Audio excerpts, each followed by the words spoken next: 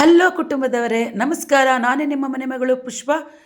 ನಾನು ಹೋದ ವಾರದಲ್ಲೇ ಹೋಗಿ ರಾಘವೇಂದ್ರ ಸ್ವಾಮಿ ಮಠದಿಂದ 250 ಫೋಟೋ ತೊಗೊಂಬಂದಿದ್ದೆ. ಆದರೆ ನೋಡಿರಿ, ರಾಘವೇಂದ್ರ ಸ್ವಾಮಿ ಇದು ಆಶೀರ್ವಾದ.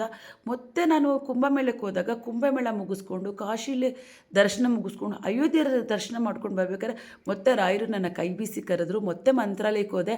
ಆದರೆ ನಾನು ಅಲ್ಲಿ ಹೋದಾಗ ನಮ್ಮ ಕುಟುಂಬದವ್ರಿಗೆ ಫೋಟೋ ಮರೆಯೋದುಂಟೆ. ಸೊ ಹಾಗಾಗಿ ನಾನು ಮತ್ತೆ ನಮ್ಮ ಕುಟುಂಬದವ್ರಿಗೆ ಫೋಟೋ ತೊಗೊಳ್ಳೇಬೇಕು. ಯಾಕೆಂದರೆ ನಾನು ರಾಯರು ಮಠಕ್ಕೆ ಹೋದಾಗ ರಾಯರದೊಂದು ಆಜ್ಞೆನೇ ಆಗಿದೆ, ಫೋಟೋ ತೊಗೊಂಡು ಬಂದು ಆದಷ್ಟು ಜನಕ್ಕೆ ಕೊಡು ಅಂತ. ಹಾಗಾಗಿ ನಾನು ಮತ್ತೆ ನನ್ನ ಕುಟುಂಬದವ್ರಿಗೆ ಫೋಟೋ ತೊಗೊಂಬರೋಣ ಅಂದ್ಕೊಂಡು ಹೋದೆ. ಫೋಟೋ ತೊಗೊತಾ ಇದ್ದೀನಿ. ಈ ಸಲಿನೂ 250 ಫೋಟೋ ತೊಗೊತಾ ಇದ್ದೀನಿ. ಆದರೆ ನಾನು ಒಂದು ನಂಬರ್ ಕೊಟ್ಟಿರ್ತೀನಿ ಯೂಟ್ಯೂಬಲ್ಲಿ, ಆ ನಂಬರ್ಗೆ ನೀವು ಸಂಕ್ಷಿಪ್ತವಾಗಿ ಅಡ್ರೆಸ್ ಕಳಿಸ್ಕೊಡ್ಬಿಡಿ. ದಯವಿಟ್ಟು ನಿಮ್ಮ ಕೈ ಮುಗಿದು ಕೇಳ್ಕೊತೀನಿ, ಯಾರು ನನಗೆ ಕಾಲ್ ಮಾಡಬೇಡಿ. ಯಾಕೆಂದರೆ ಕಾಲ್ ಮಾಡಿದಾಗ ಫೋನ್ ಸ್ವಿಚ್ ಆಫ್ ಮಾಡೋ ಪರಿಸ್ಥಿತಿ ಬರುತ್ತೆ. ಕಾಲ್ ಮಾಡಬೇಡಿ. ದಯವಿಟ್ಟು ನಿಮ್ಮ ಅಡ್ರೆಸ್ನ ಸಂಕ್ಷಿಪ್ತವಾಗಿ ಕಳಿಸ್ಕೊಡಿ. ಮತ್ತು ತುಂಬ ಜನ ಹೇಳ್ತೀರಾ, ನಾನು ಫೋಟೋ ಹಾಕ್ತಾರಂಗೆ ಅಡ್ರೆಸ್ ಕಳಿಸ್ಬಿಟ್ಟು, ಏನು ಮೇಡಮ್ 3 ಸಲ 4 ಸಲ ಅಡ್ರೆಸ್ ಹಾಕಿದ್ದೀನಿ, ನಾನು ಫೋಟೋ ಕಳಿಸ್ಕೊಟ್ಟಿಲ್ಲ.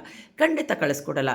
ಯಾಕೆಂದರೆ ನಾನು ವೀಡಿಯೋಸ್ ಯಾವಾಗ ಅಪ್ಲೋಡ್ ಮಾಡ್ತೀನಿ, ಆ ವೀಡಿಯೋಸ್ ಅಪ್ಲೋಡ್ ಮಾಡಿದಾಗಲೇ ನೀವು ಅಡ್ರೆಸ್ ಕಳಿಸಿದ್ರೆ ಮಾತ್ರ ನಾನು ಅಕ್ಸೆಪ್ಟ್ ಮಾಡೋದಿಲ್ಲ, ಅಂದರೆ ಅಕ್ಸೆಪ್ಟ್ ಮಾಡೋದಕ್ಕಾಗಲ್ಲ. ಯಾಕೆಂದರೆ ನನಗೆ ಕುಟುಂಬದವರೆಲ್ಲ ಅಂದರೆ ಎಲ್ಲರೂ ಒಂದೇ ಥರ ನಾನು ಭಾವಿಸ್ತೀನಿ. ಸೊ ನನಗೆ ಇವ್ರು ಮುಂಚೆನೇ ಅಡ್ರೆಸ್ ಕಳಿಸ್ಬಿಟ್ರು, ಅವ್ರು ಕಳಿಸಿದ್ರು ಅಂತ ಪಾರ್ಶಾಲಿಟಿ ಅಂತೂ ಯಾವತ್ತೂ ಮಾಡೋದಿಲ್ಲ. ನನ್ನ ಕುಟುಂಬದವರು ಅಂದರೆ ಕುಟುಂಬದವರೇ. ನಾನು ಯಾವಾಗ ವೀಡಿಯೋ ಅಪ್ಲೋಡ್ ಮಾಡ್ತೀನಿ ಆವಾಗ ಎಷ್ಟು ಜನದ ಅಡ್ರೆಸ್ ಬರುತ್ತೆ ಅದರೊಳಗೆ 250 ಜನಕ್ಕೆ ನಾನು ಫೋಟೋಸ್ ಕಳಿಸ್ಕೊಡ್ತೀನಿ. ಸೊ ಫಸ್ಟು ಅಡ್ರೆಸ್ ಬಂದಿರೋರಿಗೆ ಕಳಿಸ್ಕೊಡ್ತೀನಿ. ಲಾಸ್ಟ್ ಟೈಮ್ 1,500 ಜನ ಅಡ್ರೆಸ್ ಕಳಿಸಿದ್ರು. ಅದರೊಳಗೆ ಕೆಳಗಡೆಯಿಂದ ನೋಡ್ಕೊಂಡು ಬಂದು ಫಸ್ಟ್ ಯಾರು ಅಡ್ರೆಸ್ ಕಳಿಸಿದ್ರು ಅವ್ರಿಗೆ 250 ಜನಕ್ಕೆ ಕಳಿಸ್ಕೊಟ್ಟೆ. ಹಾಗೆ ಈ ಸಲಿನೂ 250 ಜನಕ್ಕೆ ಫೋಟೋ ಕಳಿಸ್ಕೊಡ್ತೀನಿ. ಸೊ ರಾಘವೇಂದ್ರ ಸ್ವಾಮಿಗಳು ನಿಮ್ಮ ಮನೆಗೆ ಬಂದಮೇಲೆ, ಸೊ ರಾಘವೇಂದ್ರ ಸ್ವಾಮಿಗಳನ್ನ ಸ್ವಚ್ಛ ಮಾಡಿ ಒಂದು ತುಳಸಿದೆಲ್ಲ ಇಟ್ಟು ಅರಿಶಿನ ಕುಂಕುಮ ಇಟ್ಟು ರಾಘವೇಂದ್ರ ಸ್ವಾಮಿಗೆ ಒಂದು ತುಪ್ಪದ ದೀಪ ಹಚ್ಚಿ ಪೂಜೆ ಮಾಡಿ ಎಲ್ಲರಿಗೂ ಒಳ್ಳೆಯದಾಗಲಿ.